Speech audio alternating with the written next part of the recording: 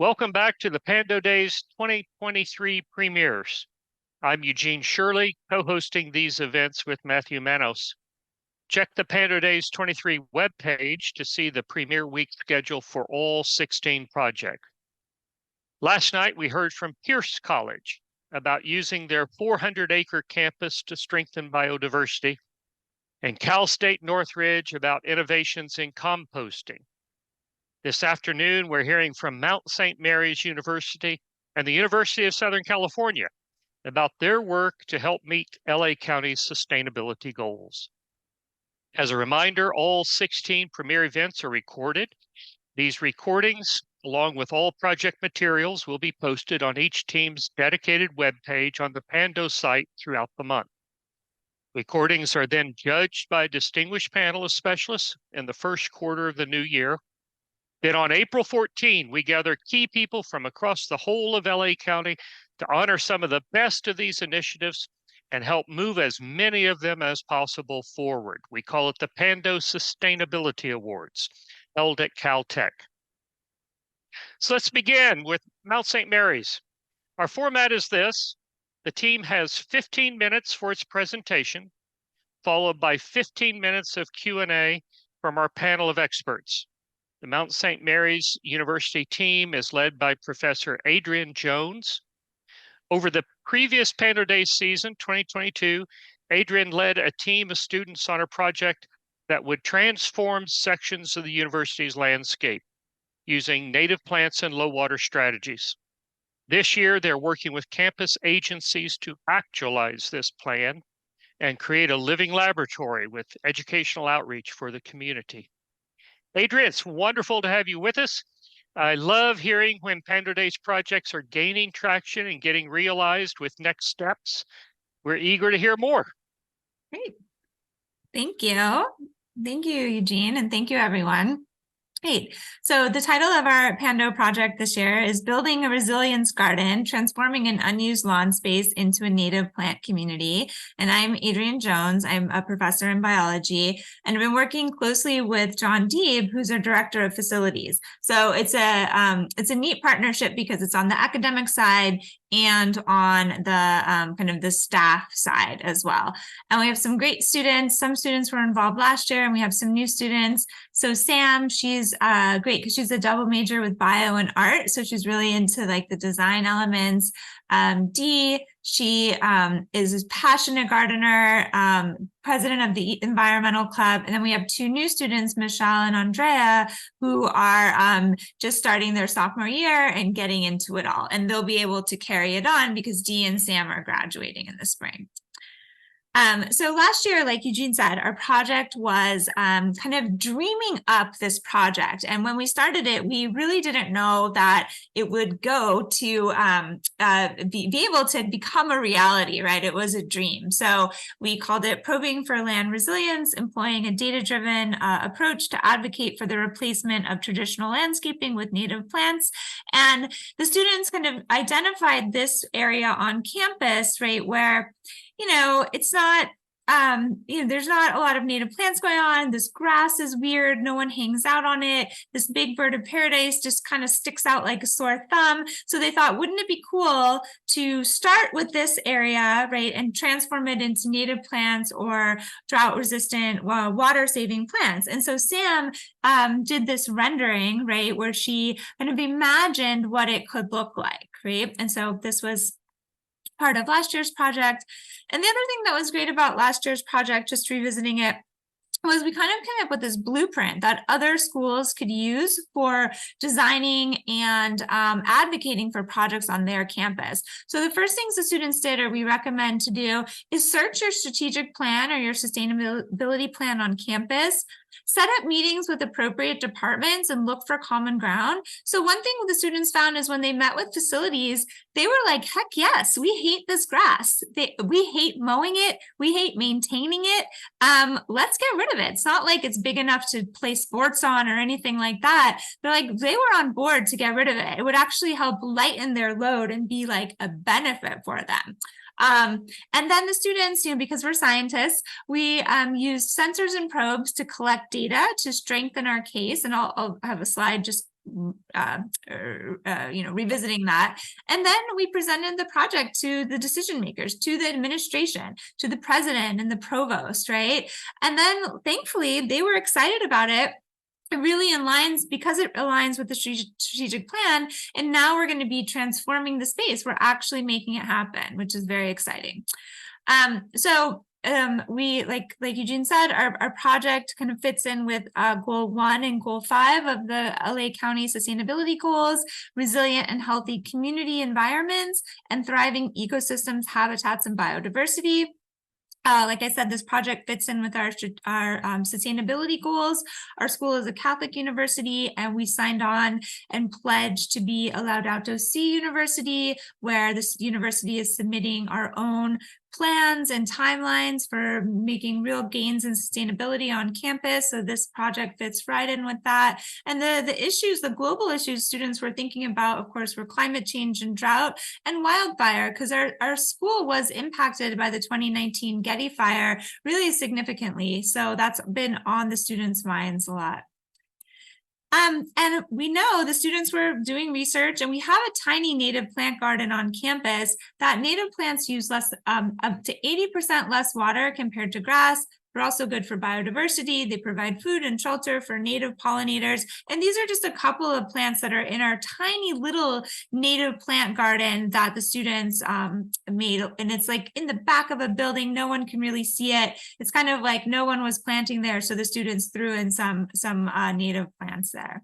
But now we want to make it in a much more visible place, a bigger place.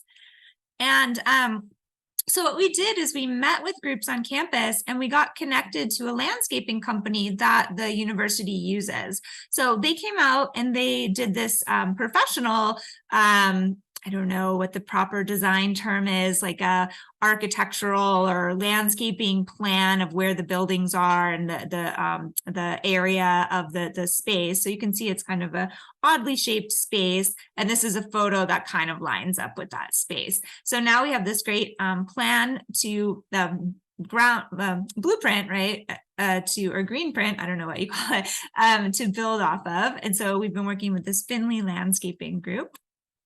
And just the landscaping group was really excited that we were using these sensors. So we had these water, temperature, light, and CO2 sensors in the lawn area. The water sensor just shows how much it's watered. It has traditional like sprinkler irrigation system.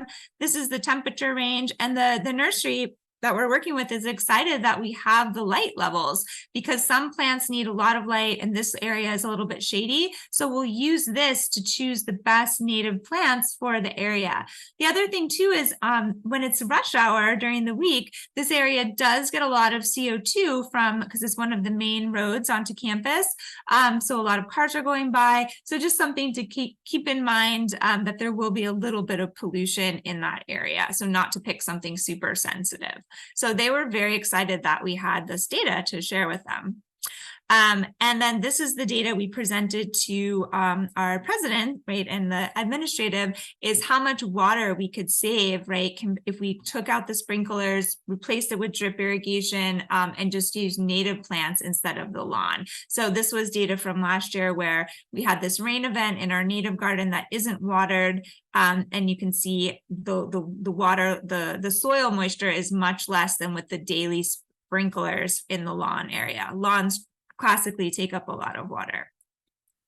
And then the students made this really great materials to help advocate. So they made these great infographics that we shared around campus to get people excited about it, to get the university excited about it. So these are beautiful graphics that our art double major made for us, highlighting the data and the dream and the design.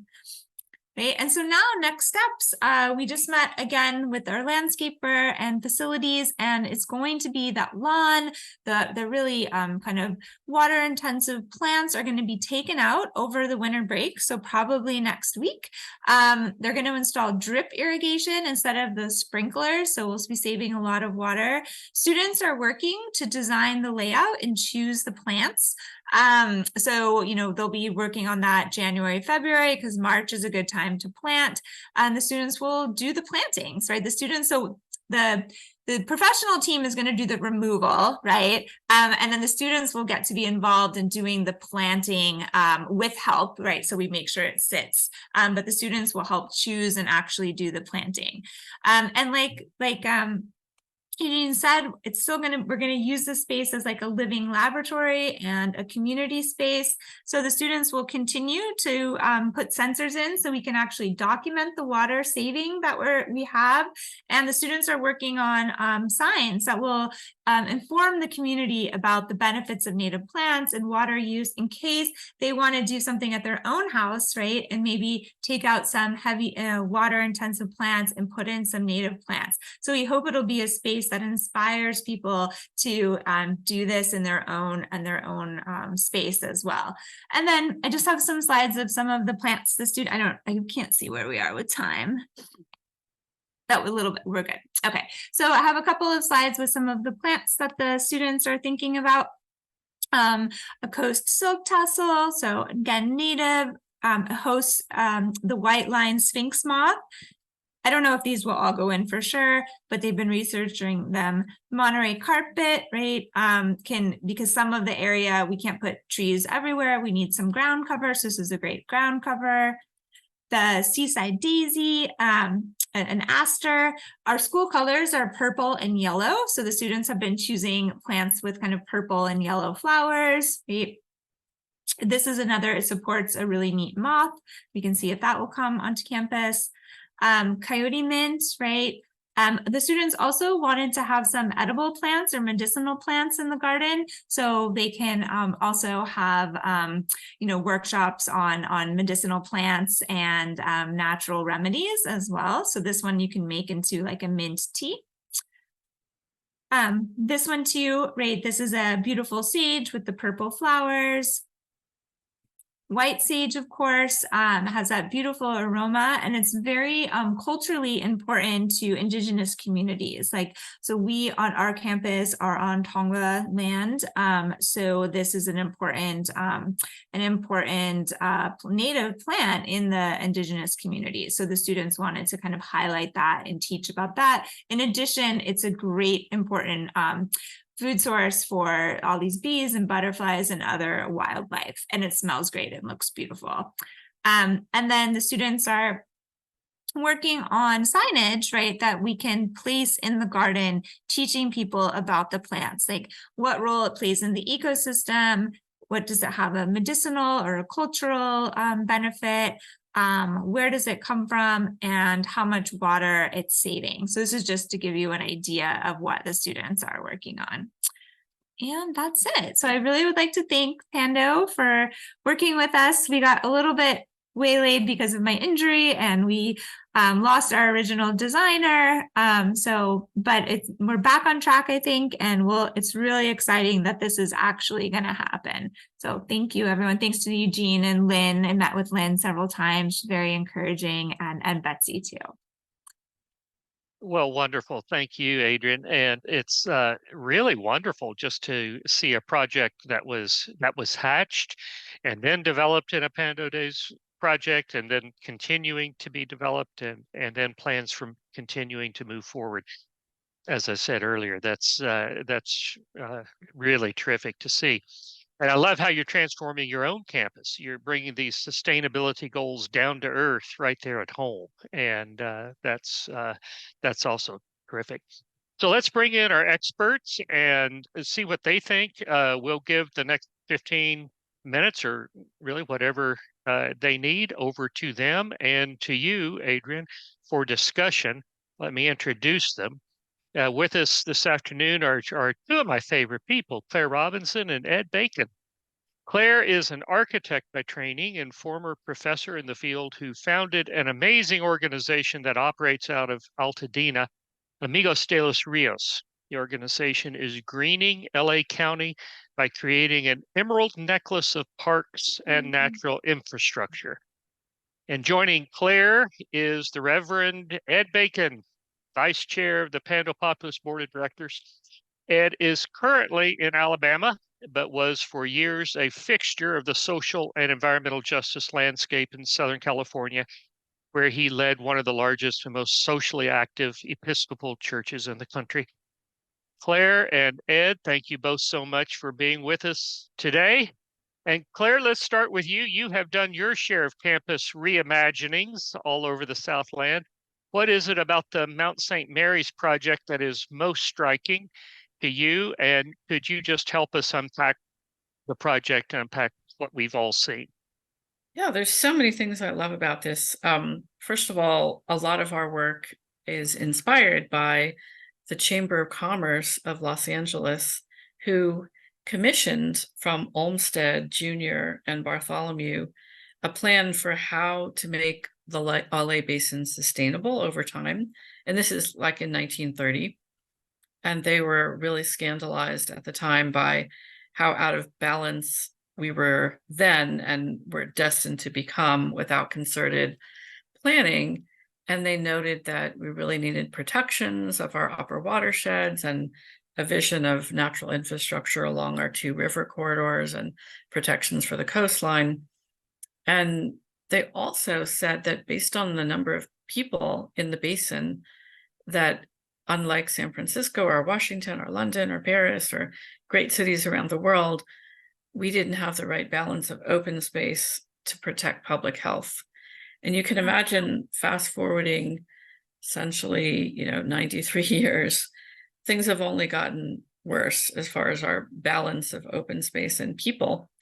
So what you're doing is the dream of every campus, especially college campuses, which have enough amplitude, like orders of magnitude, they're larger than a small elementary or middle or high school. And they have such a visual impact for even people who aren't on campus, and such an important presence as a park-like setting. So I love that you're activating that and looking at Mount St. Mary's as an example of what we could or should be demonstrating in public landscaping. That's my first big one. And secondly, what I think is so fun is, the native plants have such a heritage value, as you stated, for spiritual or edible or medicinal or structural reasons. And some of the plants that you picked, especially the white sage, Cleveland sage, are so iconic for our area that it's just really nice to have people see them. My dream is that eventually they will be on aprons and dish towels and, tablecloths, and we'll have our own plants from our area in our homes and in our patterns. And I think that the third thing that and the fact that you're connecting into our First Peoples, and the third thing that I think is really marvelous is the data-driven approach, because you can sort of say, well, it's a no-brainer. Grass has no habitat value. It is 90% water. Here we are really looking at how we can be sustainable for our water future, way outside of our water budget, and not modeling the best thing for our students, hey, live it up, use all the water you want, we don't care. And it's a queasiness, if the higher learning campuses aren't demonstrating leadership on what our values are and where we are in the world. So I think I see every school campus as a microcosm of the larger watershed, and there's no project that's too small to have a huge impact. So this funny little shape, that little residual area adjacent to the building where you've noted big offender, bird of paradise, exotic, but not, from our area.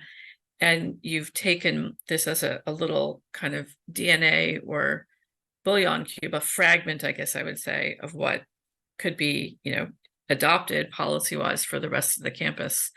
And you haven't tried to be overly grand. Let's try to do the whole entire, thing. Let's take this piece and let's work in a way that we can manage, but having those sensors in there for CO2 and light and water and temperature, and the diagrams that you've produced, I can see that being exported and used for every pitch that every college or every business facility or every public school facility ones, but I would like to borrow them from you, ask you if we can Yeah. use them in our work, because we're trying to convert a lot of public school campuses from penitentiary and grass to, more really literate about where we are and who we are and nurturing. So I think the innovation is using a really careful approach to talk to the facilities team, see if they're okay with this. And actually, you found they love the idea, and get the data, create graphics that are very simple and elegant and, speak volumes, and then get the approval. Like, you've really patiently gone up the hierarchy and got the approval. And now it's time to rip it up, like those other plants are coming out, and the students are going to get their hands in the dirt and have the fun. We do volunteer plantings every weekend, and we had 300 students came last weekend to a high school in Pico Rivera. And I think for students to ground, like sit on the ground, because you have to plant a native plant, like you're basically grounding and connecting to the earth for the few minutes, and getting your hand in the dirt, which is so incredibly gorgeous and complex and amazing, the constituents of soil. And I just see it as very promising, because I think it's going to probably be very, very successful. And then you'll be able to spread that to other spaces on the campus and keep it spreading in a positive sense. Absolutely. So I really enjoyed hearing about it. Yeah, thank you so much, Claire. We did. My students and we did meet you at the last year event, and they loved your projects and your ideas, and they really did want to connect with you again. So I'm excited that you're here for sure. Thank you for all of that. Thank you. Ed, let's bring you in. So what observations or questions are going through your mind? Well, first, I want to say how honored I feel to be in this group. I'm neither an architect nor a scientist. I'm a priest, and I really do care about justice, and which includes care for the planet. And I, frankly, would like for everybody to become a planetary person. And this just knocks it out of the park in terms of being able to both instruct and inspire. So let me start with the instruction. I just love the fact that this is so scientifically based, and that at the same time you are already thinking about how you're going to educate people about what you're doing in terms of signage, and I'm assuming in a lot of other ways. And I'm glad that Lynn's around, because she's going to be helping get that instruction out as well in her area of film. Nevertheless, for us to continue the unending need for education about what we're doing from a scientific perspective to our planet is just so powerful for me in this. I smiled throughout the entire presentation, because that was getting addressed all the way through. And I learned so much. I love the fact that you understand that you're not only doing something to help the planet, but that you're doing something that is going to instruct other students, instruct other members of the community of your university. I love the fact that you've got so much buy-in from all the different aspects of your community. It is a community, it's got a high quotient of community value, and I really loved that. Then I'm just interested in inspiration. I want things to have a high inspirational quotient. And I think you're just batting it so well here. I'm imagining the signage that you showed us an example of. And I love the fact, pardon me, that it's a wonderful integration both of scientific information and artistic allurement or magnetism. I was drawn into that. So we really have, I think, a very inspirational project here. And I commend you and your students for that. I want to talk about the export value as well. You mentioned that in your presentation. And as a member of the board of Pando Populous, that's one of the things that we're constantly talking about is what do we do that can be exported? How can we scale up? And I think we're doing some really ingenious things about that. And one of the things that I'm patiently waiting for is for us to transport all the things that are happening in LA County, which I gave my life to for 21 years of my professional life. When are we going to export that to Alabama? Because Alabama needs help. And so my heart beat fast about the export value of what you're doing and what you're persisting in doing, after an ankle break and students graduating and all that other stuff. The persistence quality is piled into the inspirational quality as well. So I've said enough, but cheers. This is really a wonderful and inspiring and instructive, and I think transformational project. Thank you so much for that. Yeah, we're excited that we did get the buy-in and that we can actually make it happen, right? Because last year it was really about the design and the dream. And now, I was expecting more of a fight, maybe, and maybe that's something a takeaway as well, something to learn. Like, don't expect the worst and just try, right? You might get it, right? I think the students were like, oh, it'll never happen. And now they're so excited that it's happening. I do want to say, I forgot to mention, I love the fact that you all are taking Laudato Si seriously on campus. And, one of my passions has to do with integrating science and religion. And I think the Pope has done and all the people who wrote that piece for him really have done a really good job, and you're carrying it forward too. So it's nice to be in a conversation with you, a scientist who works in a religious organization. Yeah. Thanks. Yeah, it's cool. It's neat if you go on that website to see different universities' plans, what they're doing that have signed on, the Catholic universities that have signed on to that Laudato Si commitment, right? It's really inspiring. Very exciting. Yeah, thank you, Ed and Claire, Thank you. so much. Yeah. Okay, Claire or Ed, any final comments here before we move on into the next? I guess I would just say it's a great way to start the new year.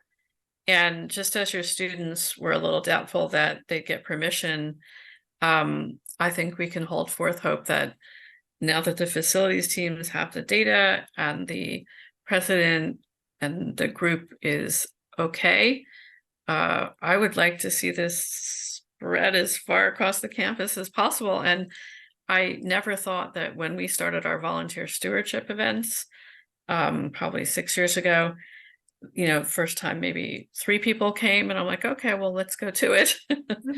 And then now we have, as I mentioned, 300, we had 400 people last weekend. And there's so much hunger in right now, especially with high school students and college students. They want to help. There's a lot of anxiety, deep ridden, and I think a lot of, questions about exactly what's going to happen. So having a project that they can get their hands on and really feel like they're making a difference, I think you can really pretty much spread this throughout the whole campus. Yeah, that's the goal. And the director of facilities, when we were walking around, he's like, oh, that's the place I want to do next. So it was like another strange little shape of, so that was all cool to hear. So we have to help you raise money for 200 shovels to have I stored know. somewhere and soil knives. Yeah, Cool. Well, it's so exciting. Yeah, great. Thank you. And definitely, Claire, we should be in touch to borrow the sensors. They're really user friendly. The data gets saved on them and you can transfer it through lots of different ways. So we'll should definitely meet up in the new year and work on that. Sounds great. Yeah. Maybe I wanted to add one other thing. As Eugene alluded, the church that I helped lead in Pasadena is known for its peace and justice commitments. And part of that is to combat racism. And I am just so impressed that you're doing something that connects or has the potential to connect to Indigenous persons, brothers and sisters. And I'm really, really curious to what degree that's in the thinking, that somehow there would be an actual physical connection and that somehow some kind of blessing could happen just from their presence, to acknowledge that you care. Yeah, no, we haven't, the students are obviously really keyed in on that. They know whose land we're on and that type of thing. So really that came from the students of wanting to include those culturally indigenous plants, like culturally significant native plants, right? And our students are, many of them, so we're a Hispanic serving institution. So many of them also identify as part of an indigenous community in Central America, Mexico, Guatemala, that kind of area. So they have that. They're really tied into it there. But that's a great idea. Yeah, to maybe reach out to members of the indigenous community and let them know what we're doing and that type of thing. Yeah. Thanks. Thanks. Wonderful. Very, very rich. Thank you again to the Pando Days team at Mount St. Mary's. Love the work you're doing, beginning with the ground most immediately underfoot.